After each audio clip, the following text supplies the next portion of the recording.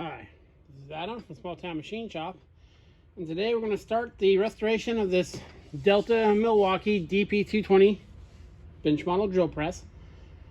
The same stuff will apply to a floor model, just has a longer shaft. So this will be a very beginner level restoration to show someone who doesn't have much experience taking these apart how to do it.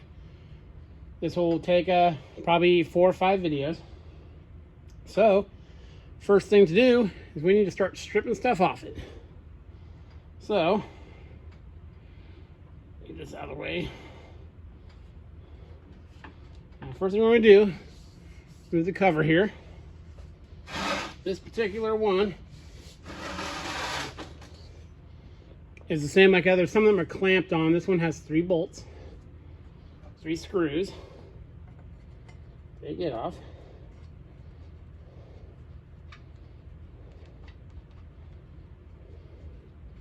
These videos are going to be a little longer than my normal ones, so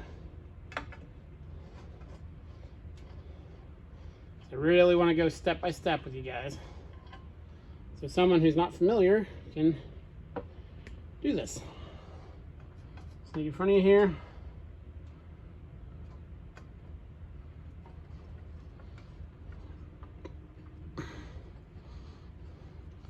careful not to drop these. They crack very easily, and it's not uncommon to find these cracked.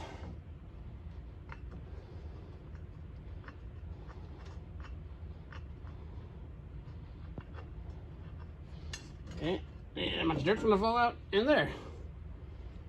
And that's a piece, that's a solid casting. Now, what I like to do, especially on things I'm gonna be tearing apart slowly like this, I like to put the fasteners, as many as I can, back where they were until I get back to that part. That way it doesn't become a mess strewn out everywhere. Okay, now we're gonna also make sure it's at a good working height for you. I have mine on my hydraulic table. I'm gonna take the motor off. When I get the motor off, we need to unhook this lead from the switch. So, this one's held on. Let me get a wrench here.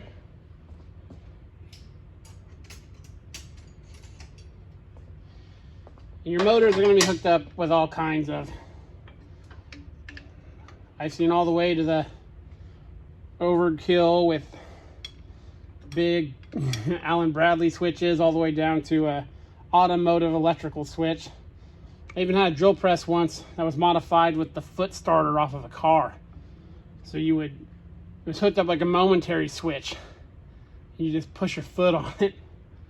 So we'll take this off, so that's good. There's a spider. There's a couple spiders in there. Okay, so now I always recommend rewiring your old drill presses or any machines, especially if they have cloth wire that's frayed, or plugs like this. This is a very common plug to find on older machinery. I always recommend putting a modern grounded plug on. It's kind of common sense. So we can either unbolt the motor. This plate is held in by 2 set screws. The one on the other side is sheared, so that'll be fun. So for now, we're going to take the motor off here. See if I can get enough slack, and it's butted up against this. This eccentric is how you tighten the belt with this front. It looks like it's kind of gotten into it a bit. Let me get another wrench.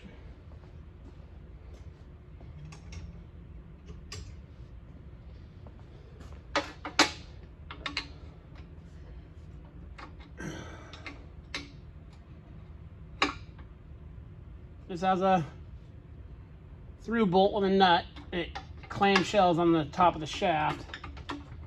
This is on an eccentric. So much is gonna move, and not much. This one also has a set screw in it.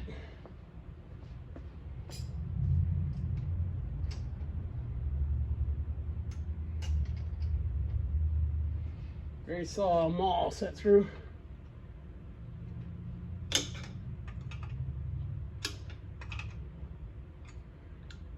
And that's loose.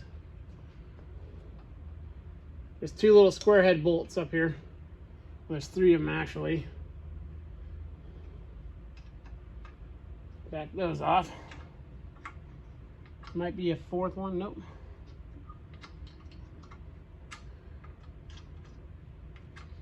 Okay.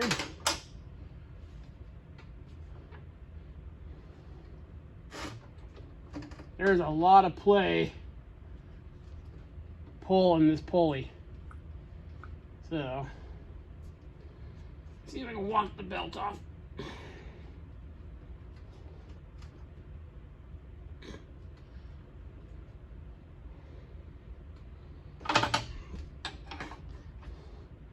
Careful with these pulleys, don't want to put a lot of pressure on them. They bend fairly easily.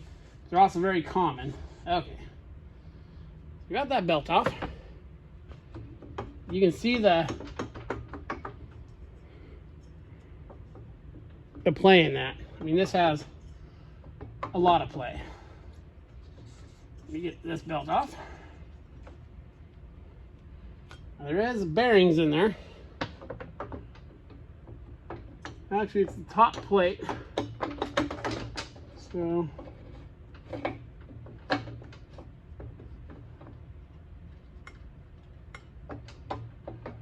these off a bit more, take it out.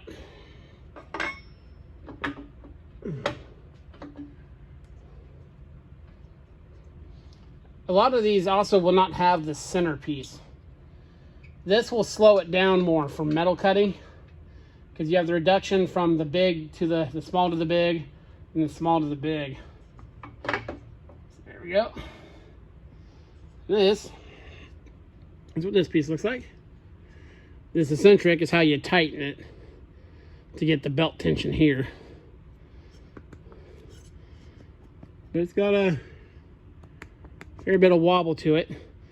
Might be able to just tighten that collar. We'll see when we get back to that. Set it off to the side.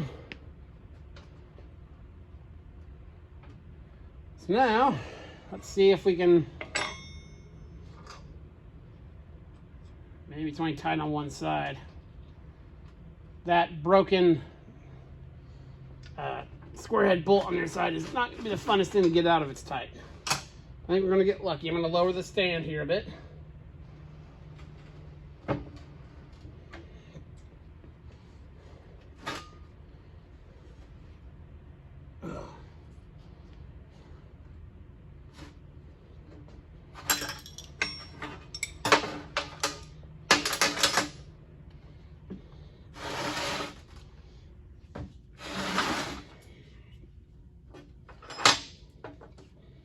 Cord out of the way. Let's see if you're in camera. We can get it back up so I can show you what we're dealing with here.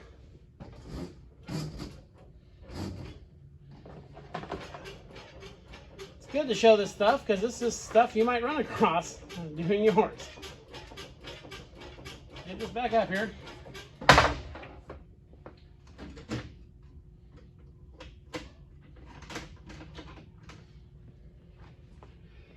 What we got is supposed to be a square head bolt right there, and there's not. There's the broken threads to one. So, a pair of vice grips. See if we get lucky. If not, I'll just take the motor off.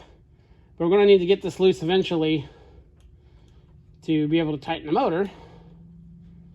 The other one wasn't tight. None of the fittings have been that tight on this. I'm hoping I'll get lucky.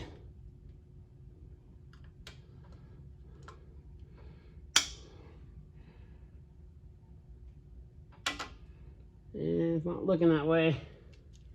Of course, whatever, it's galled up enough in there that it broke the square head bolt.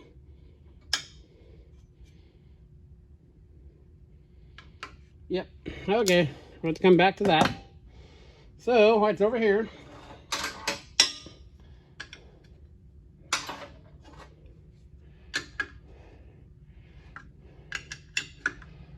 That might be why you see all these washers in here. They had to find a way to space it when that broke.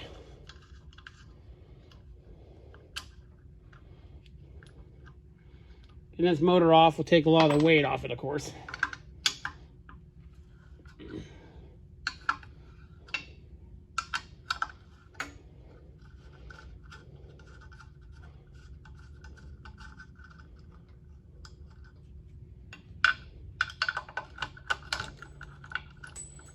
And we're gonna drop stuff.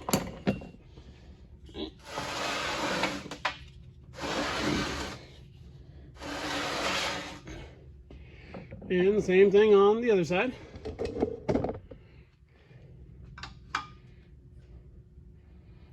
So loosen the top one first. It's pretty much finger tight. That way it doesn't just drop when I take the, kick off to the top once I take this one off.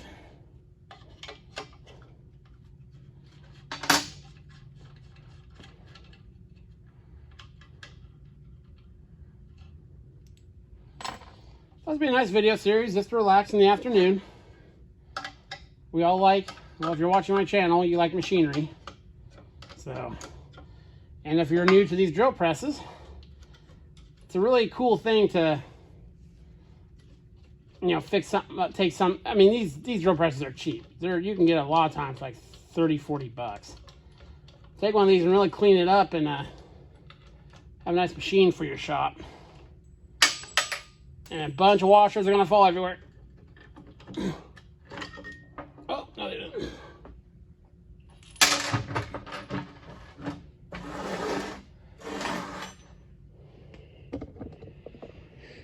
Now all your motors are gonna be different, of course. This is a really cool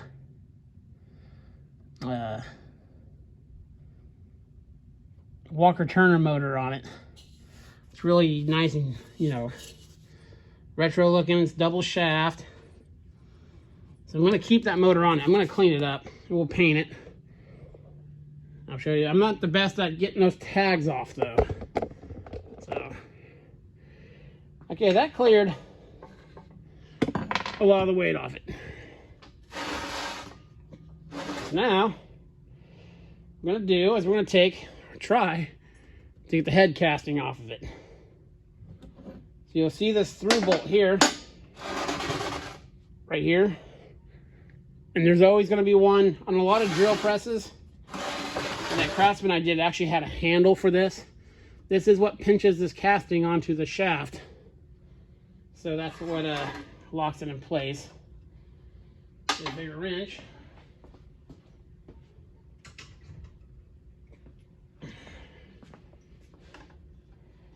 Bigger still.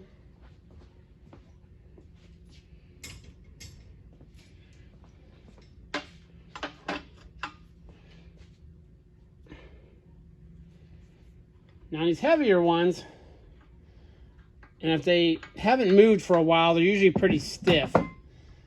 But on the ones where the shaft goes all the way through, be careful when you loosen that. Sometimes the heads will go shooting down. Now let's see how much of a battle this is going to be. Oh, it is moving. I'm going to go get some spray here.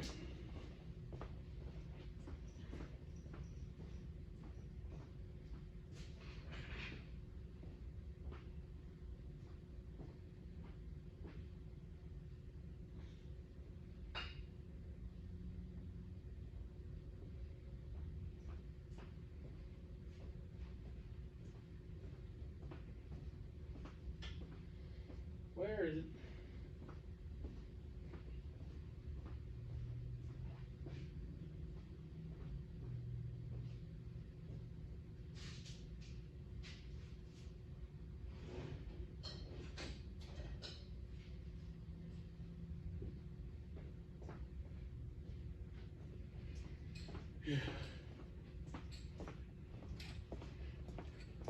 Sorry about that. The can I had was empty. I'm going to use this.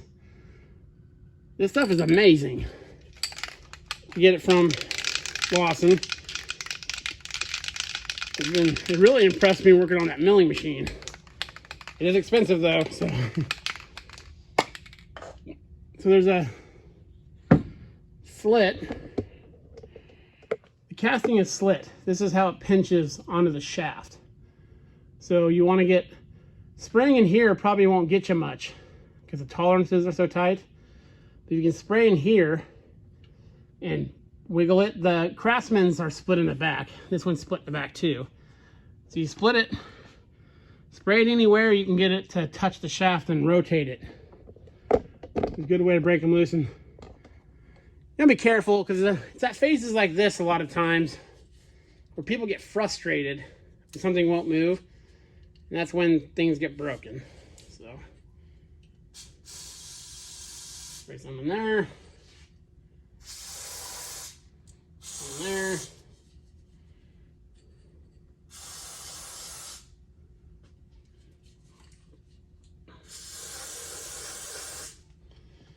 Give it a twist. And sometimes you'll have to actually clamp these down to the bench, which I might have to do this guy. Oh man, that guy's tight. It's coming down. I'm gonna have to tap this guy off.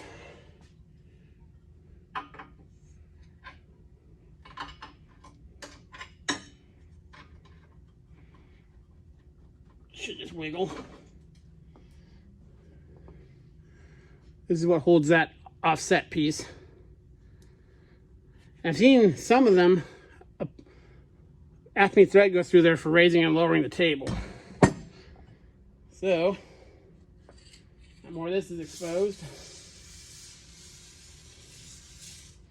And sometimes it's better to do this and let it sit overnight. But, while we're at it, I'm going to go ahead and spray this guy.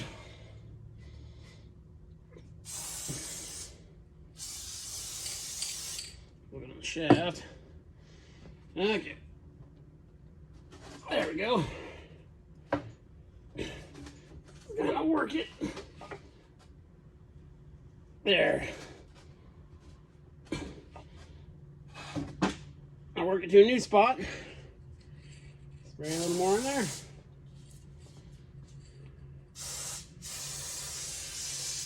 What you don't want to do is pry in those split parts.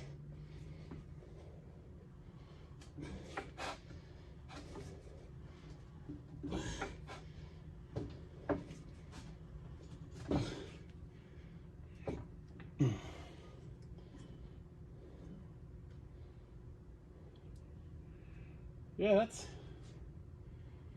coming along. Might be able to get go ahead and spray the two retaining bolts for this plate.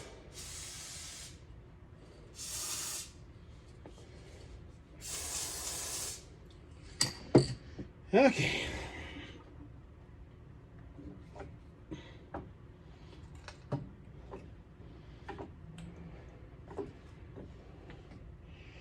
Okay, well, I want to stop it here and get that off so you don't have to watch me fight that guy.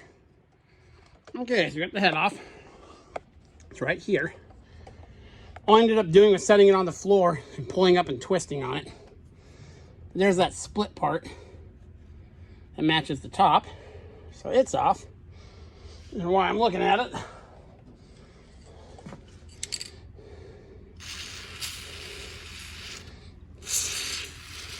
so soaky poo.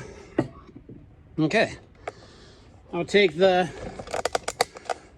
table off. So you're gonna do this clamp, just loosen it. Most of the tables are pretty loose on these. There's that. Now, whether you take off the bottom is, of course, up to you. I like to, this one has a lot of times, like this one is not even a,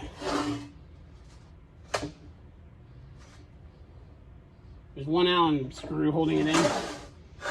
A lot of the times, you have to drive these out. I'm gonna lube it up just in case. I like to turn these on the lathe, not turn them, but put them in the lathe with emery paper and shine them up.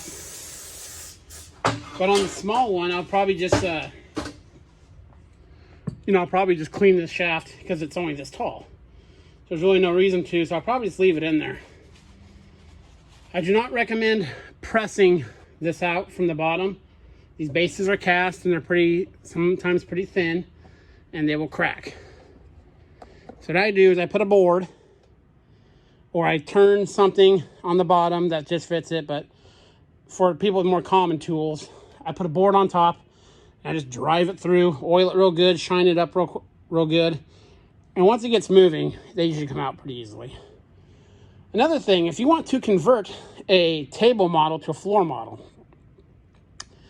a lot of times people do is they go to the metal store supplier, buy a longer tube, and just put it on there. That'll work, but be mindful. These bases on floor models are easily probably twice this wide. So you could take these holes. I've seen it where people have taken a steel plate or even a piece of plywood and ran bolts up through here to stabilize it. If you do not do that, you turn this into a floor model, it will be tippy, especially side to side, so just be mindful of that. So yeah, we got our drill press stripped. We will, in the next video, clean up the base and the shaft and the table. Get that all cleaned up and see what lies underneath that board.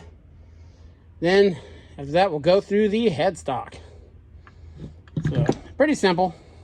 So yeah, hope you guys enjoyed the first installment of this. This is Adam from Small Town Machine Shop. Please comment, like, and subscribe, and thanks for watching.